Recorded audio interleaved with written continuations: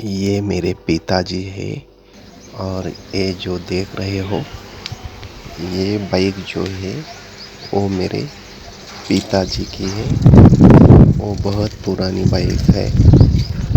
अब मेरे पिताजी इस दुनिया में नहीं है और उनकी ये बाइक है और इस बाइक को मैंने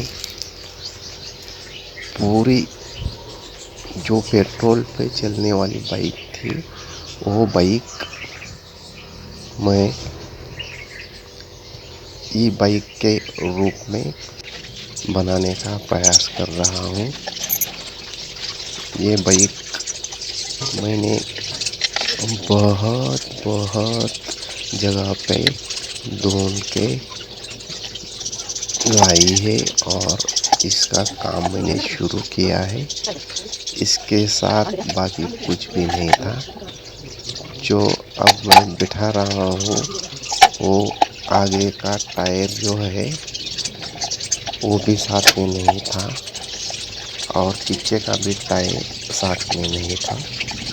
ये जो आगे का और पीछे का जो टायर जो तुम्हें दिख रहा है वो दोनों टायर मैंने ई बाइक के बिठाए हैं और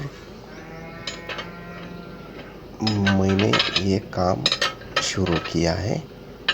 तो आप देख सकते हैं ये आगे का पूरा और पीछे का पूरा मोटर भी लगा के सब फिट कर दिया है मैंने।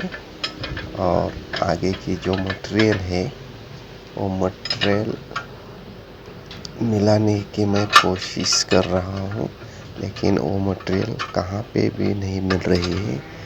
इसीलिए मैंने खुद का दिमाग चलाया है और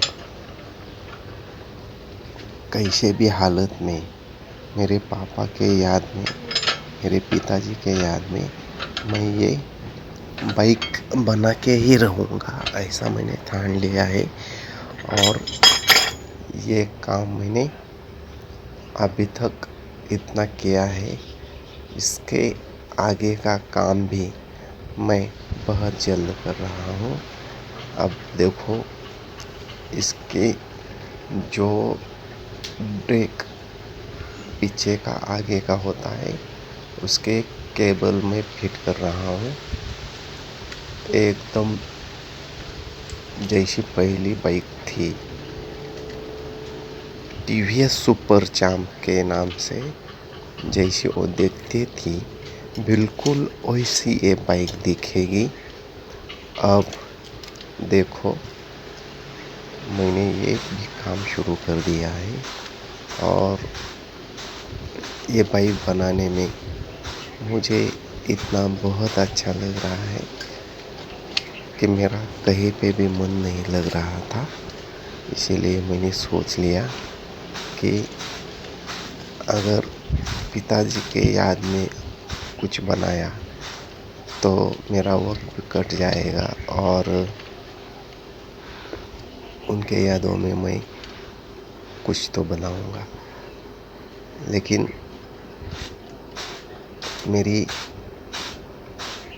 ये बनाने की मंशा नहीं थी, लेकिन फिर भी मैंने इसमें मन लगा दिया है और मन से ये कर रहा हूँ।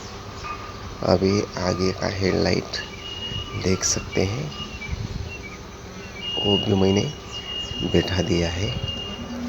और आगे जो आने वाली वीडियो है उस वीडियो में आपको जो साइड के पैनल होते हैं वो पैनल मार्केट में नहीं है, क्योंकि ये बाइक जो है 1990 साल की होगी और बहुत दिन की बाइक है ये। और इसके कहीं भी मटेरियल नहीं मिल रहे हैं, तो मैंने खुद जो पुराने फ्रिज पड़े हुए रहते हैं दुकानों में उधर का एक डोर लाके, जो डोर के सामने वो मेटल जो रहता है वो निकाल के वो मेटल का मैंने वो पूरा साइड पैनल बना दी है। और अब मैं वायरिंग का काम कर रहा हूँ। ये जो वायरिंग होते हैं, जो इंडिकेटर्स होते हैं, वो इंडिकेटर चेक करके मैं अब थोड़ी ही देर में वो इंडिकेटर भी मैं बिठाने जा रहा हूँ। और आप देख सकते हैं कैसे दिखेंगे। तो देखो, ये आगे का जो वाइज़र होता है, वो वाइज़र का काम भी पूरा होगा। ये वाइज़र भी मार्केट में नहीं मिल रही थी, तो मैंने स्प्लेंडर का वाइज़र लिया है।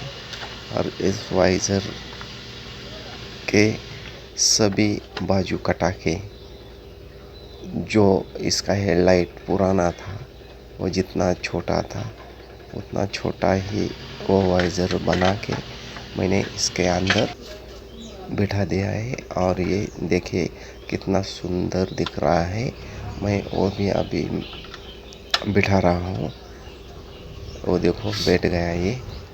और अब मैं दिखाता हूँ ये काम कैसे हो रहा है, कितना अच्छा हो रहा है। अब मैं तुम्हें दिखाता हूँ। ये हेडलाइट देखो अब शुरू हुई, ऑफ ऑन करके दिखाई है मैंने। और अब ये इंडिकेटर्स भी देखो कितने अच्छे दिख रहे हैं, वो भी मैंने शुरू किए हैं। और ये राइट का, अब लेफ्ट का भी दिखाता हूँ मैं। अब लेफ्ट का भी राइट का देखो, राइट का भी लगा दिया है, वो भी शुरू हुआ है। और इसका हॉर्न भी बजेगा। ये देखो मेन स्विच ऑन किया मैंने। और ये देखो हेडलाइट आगे की लग गई और इंडिकेटर भी लग गई। और फिर बाद में वो हॉर्न भी आवाज़ देगा, वो भी तुम्हें पता चलेगा। वो हॉर्न भी 12 वोल्ट का है, बहुत अच्छा बजता है। आप देखेंगे भी और सुनेंगे भी। और ये जो मैं वीडियो हिंदी में बना रहा हूँ, इसका कारण ये है कि ये जो मैं कुछ बातें कर रहा हूँ, अगर मैं महाराष्ट्र से हूँ, अगर महाराष्ट्र में लोगों को सिर्फ मराठी में ही किया तो समझ में आएगा। और बाकी जो राज्य होते हैं, उस राज्य में मराठी लोगों को समझ में नहीं आती, इसलिए सभी को समझना चाहिए। इसलिए मैं ये वीडियो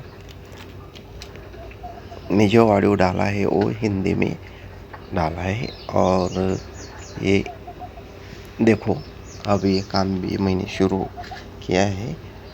कुछ कुछ बातें मैं आपको क्यों बताना जा रहा हूँ, क्योंकि